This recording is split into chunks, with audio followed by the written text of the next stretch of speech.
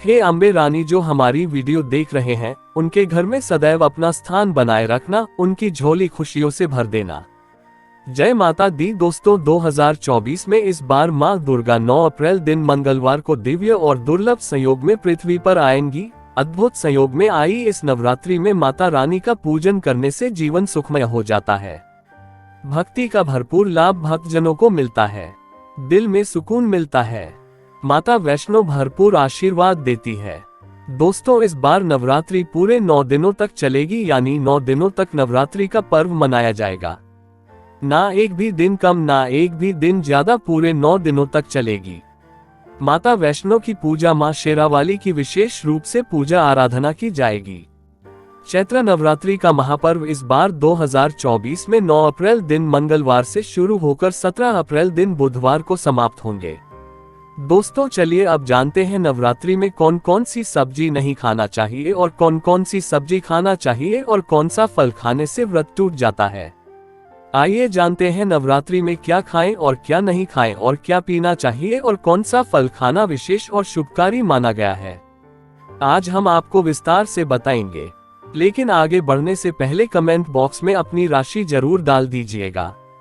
यदि हमारे पास आपकी राशि के अनुसार कोई उपाय होगा तो वह आकर हम आपके कमेंट के रिप्लाई में बता देंगे, ताकि आपको राशि के अनुसार फल प्राप्त हो।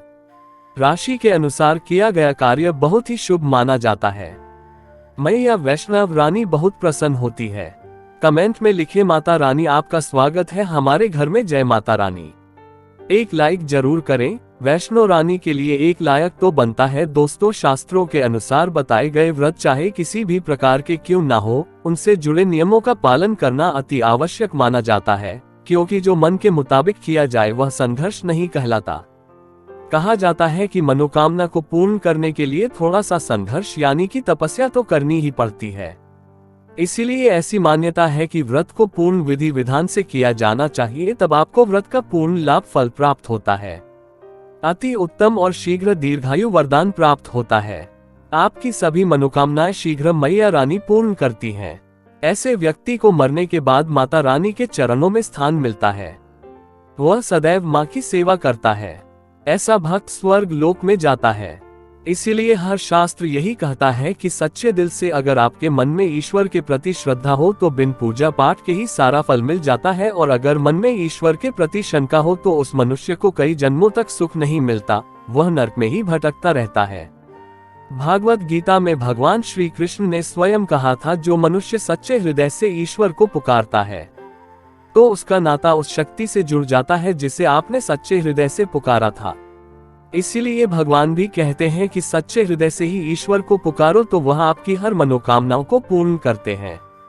दोस्तों, कई लोग ऐसे हैं जो भगवान के सामने घंटों पूजा पाठ करते हैं तथा रोते हैं, फिर भी भगवान उनकी कभी नहीं सुनता। दरअसल जब आप सच्चे मन से ईश्वर को पुकारना ही नहीं है तो भला वो आपकी पुकार कैसे सुनेंगे। दोस्तों, ये तो थी वो बातें जो भक्त और भगवान के बीच की हैं। अब हम जानते हैं नवरात्रों के दौरान क्या नहीं खाना चाहिए और क्या नहीं पीना चाहिए और कौन सा फल खाने से व्रत संपूर्ण और सफल हो जाता है। दोस्तों, हमारे चैनल को सब्सक्राइब जरूर करें और इस बेल आइकॉन को दबाना ना भूलें। तो आइए शुरू करते हैं।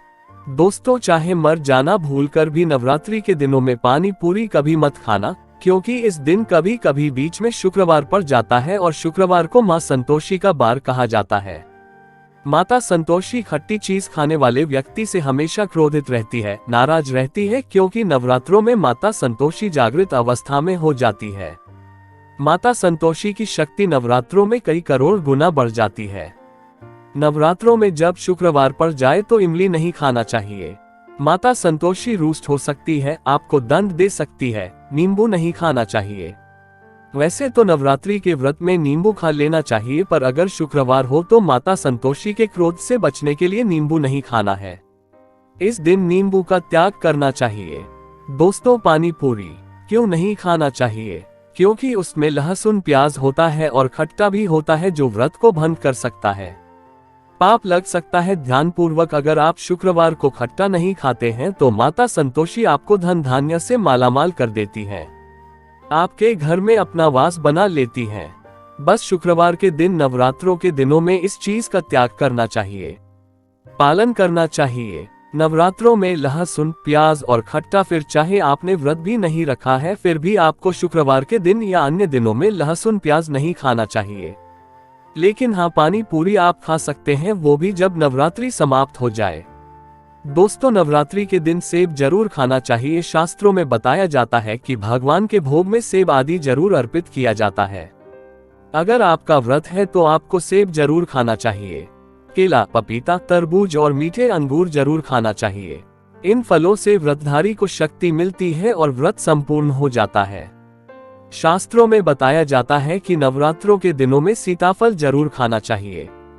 सीताफल खाने से 20 ऐसी बीमारियां हैं जो खत्म हो जाती हैं। नवरात्रों के दिनों में सीताफल का घर में प्रवेश होना बड़ा ही शुभ माना गया है। सीताफल खाने से नवरात्रि का व्रत सफल हो जाता है, क्योंकि इसमें माता सीता का आशीर्वाद मिला हुआ होता है। माना जाता है भगवान राम के वनवास के दौरान में माता सीता ने यही फल खाया था। नवरात्रि के दौरान इसे जो भी खाता है उसे दुखों का सामना नहीं करना पड़ता। सीताफल आपको जरूर खाना चाहिए। माता सीता प्रसन्न होती हैं और आशीर्वाद देती हैं। दोस्तों, नवरात्रों में तेल की तली हुई हरी मिर्च खा सकते हैं, लेकिन कम मात्रा में खाना है। व्रत के दौरान ज्यादा तीखा नहीं खाना चाहिए। व्रत में तीखा खाने से व्रतधारी की जो पेट की आंतें होती हैं, उसमें जख्म हो सकते हैं। क्योंकि इस दौरान हम व्रत का पालन करते हैं तो हमारे पेट में कुछ नहीं होता। इसीलिए हल्का खाना खाना सर्वोप्रिय और उत्तम माना जाता है। व्रतधारी को रसीले आलू आवश्यक खाना चाहिए। इससे हमारे शरीर में ऊर्जा की भरपूर जरूरत जो होती है पूरी हो जाती है। आप आलू का पानी पी सकते हैं। रसीले आलू जरूर खाना चाहिए। दोस्तों, नवरात्रों में भिंडी की सब्जी जरूर खाना चाहिए। भिंडी में कई ऐसे पोषक तत्व होते हैं जो हमारी हड्डियों को मजबूत बनाते हैं तथा नवरात्रों में बैगन की सब्जी जरूर खाना चाहिए। लेकिन याद रहे, जब नवरात्रों में सोमवार पड़ जाए तो बैगन की सब्जी मत खाना, पाप लगेगा। नवरात्रों में सब्जी में हरा धनिया जरूर डालना चाहिए।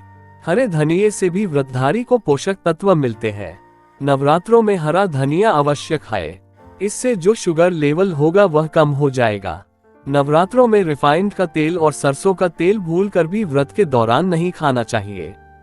मूंगफली का तेल और देसी घी और गोले का तेल खाना अच्छा माना जाता है। दोस्तों, नवरात्रों में व्रतधारी को डब्बा बंद लस्सी, डब्बा बंद जूस नहीं पीना चाहिए। उसमें कई केमिकल मिले होते हैं जिसके कारण आपका व्रत टूट सकता है। जब भी आप फलों का जूस पिए तो याद रखें उसमें नमक न डालें, नहीं तो व्रत टूट जाएगा। साथ ही साथ जूस में बर्फ भी नहीं डालना चाहिए। फलों का सादा जूस पीने से व्रत सफल होता है। दोस्तों, नवरात्र के दौरान सिंघाड़े का आटा या कुट्टू का आटा खाने से पहले ये देख ले कि आटा पुराना नहीं होना चाहिए, क्योंकि पुराने आटे में कीड़े वगैरह पड़ जाते हैं जिसके कारण आपका व्रत टूट सकता है। क्योंकि ये छोटे छोटे कीड़े हमें दिखाई नहीं देते और आपके मुंह तक पहुंच जाते हैं। ऐसा आटा खाना मतलब कीड़े मकोड़ों का मांस खाने के बराबर माना गया है।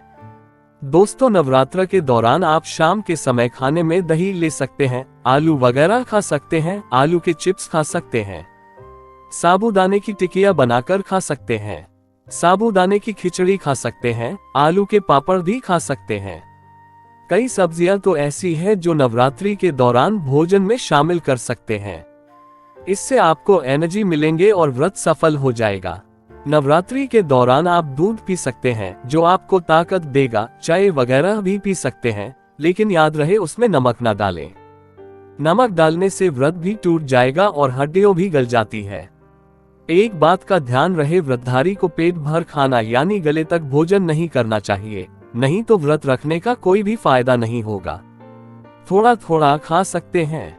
दोस्तों, नवरात्रि के 9 दिन आदि शक्ति माँ दुर्गा को समर्पित होते हैं। नवरात्रि के 9 दिन माता रानी के 9 अलग अलग स्वरूपों का पूजन किया जाता है। नवरात्रि के 9 दिनों तक माता रानी को अलग अलग स्वरूप के हिसाब से अलग अलग पुष्प, अलग अलग भोग अर्पित किए जाते हैं। लेकिन क्या आप जानते हैं, कुछ ऐसी वस्तुएं हैं जिन्हें नवरात्रि के दौरान भूलकर भी माता रानी को अर्पित नहीं करना चाहिए। अगर इन वस्तुओं को आप गलती से भी माता रानी को अर्पित कर देते हैं तो आपको व्रत और पूजन का पूर्ण लाभ नहीं होगा। इसीलिए माता रानी की कृपा प्राप्त करने के लिए आपको ये जानना अति आवश्यक है कि वो कौन सी ऐसी वस्तुएं हैं जो माता रानी के पूजन में भूलकर भी इस्तेमाल नहीं करना चाहिए।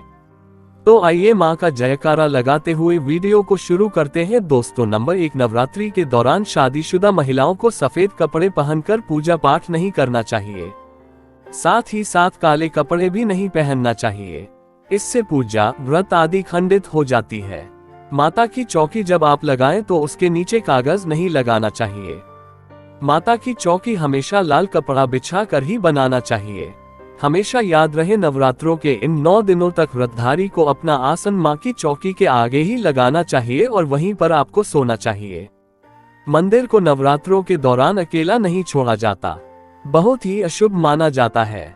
जरा आप ही सोचिए, माता रानी 9 दिनों के लिए धरती पर आकर आपके घर में रहने के लिए आई हैं और ऐसे में आप उन्हें अकेला अगर छोड़ते हैं तो माता भी आपको छोड़कर चली जाएंगी। वह कहेंगी इसको मेरी जरूरत नहीं है, वह अकेली पड़ जाती है, इसीलिए माता के पास में ही सोना चाहिए। दोस्तों, नंबर 2, नारियल। हिंदू धर्म में नारियल को समृद्धि, धन, श्रद्धा और सम्मान का सूचक माना जाता है। नारियल को श्रीफल भी कहा जाता है। नारियल को सुख समृद्धि में वृद्धि करने वाला माना जाता है। नारियल का हर मांगलिक कार्य में विशेष महत्व होता है।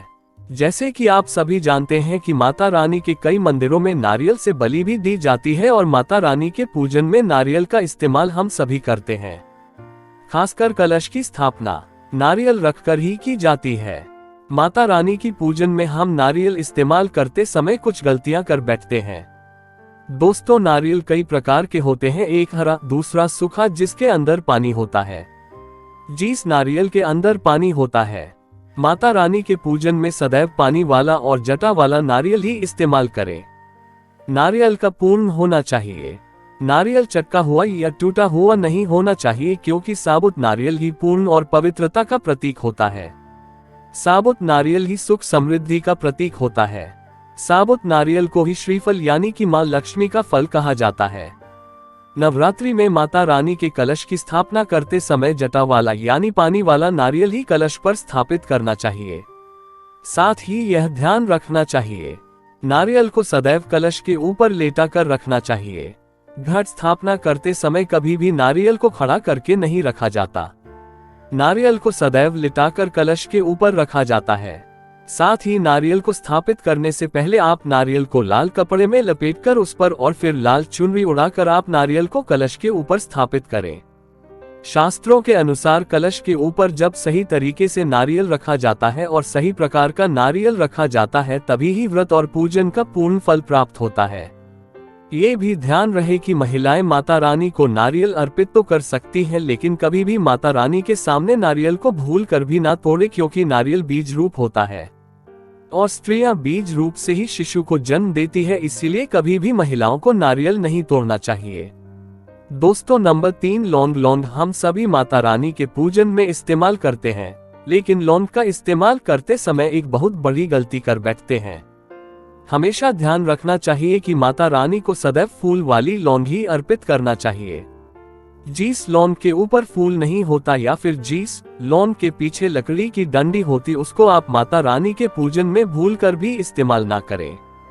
फूल वाले लौंग को ही पूर्ण माना जाता है और माता रानी की पूजन में कोई भी अपूर्ण वस्तु, कोई भी खराब वस्तु या टूटे हुए अक्षत इस्तेमाल नहीं करना चाहिए। इसीलिए सदैव माता रानी की पूजन में फूल वाली लौंग का ही इस्तेमाल करें। दोस्तों, नंबर 4, तुलसी के पत्ते अर्पित नहीं करने चाहिए। माँ दुर्गा के पूजन में तुलसी पत्र का इस्तेमाल करना वर्जित माना जाता है। तुलसी पत्र के अलावा आंवला भी माता रानी को अर्पित नहीं करना चाहिए और दुर्बा भी माता रानी को अर्पित नहीं करना चाहिए। दुर्बा भगवान श्री गणेश को अति प्रिय है। नवरात्रि में आप भगवान गणेश को दुर्बा अर्पित कर सकते हैं। भगवान विष्णु जी को तुलसी के पत्ते अवश्य अर्पित कर सकते हैं, लेकिन माता रानी को भूलकर भी तुलसी के पत्ते या दुर्बा अर्पित ना करें। माता रानी को सफेद फूल भी अर्पित ना करें। माता रानी को सदैव लाल रंग के फूल अर्पित करने चाहिए। लाल रंग के फूल माता रानी को अति प्रिय है। खासकर माता को गुड़हल और कमल के फूल अति प्रिय है।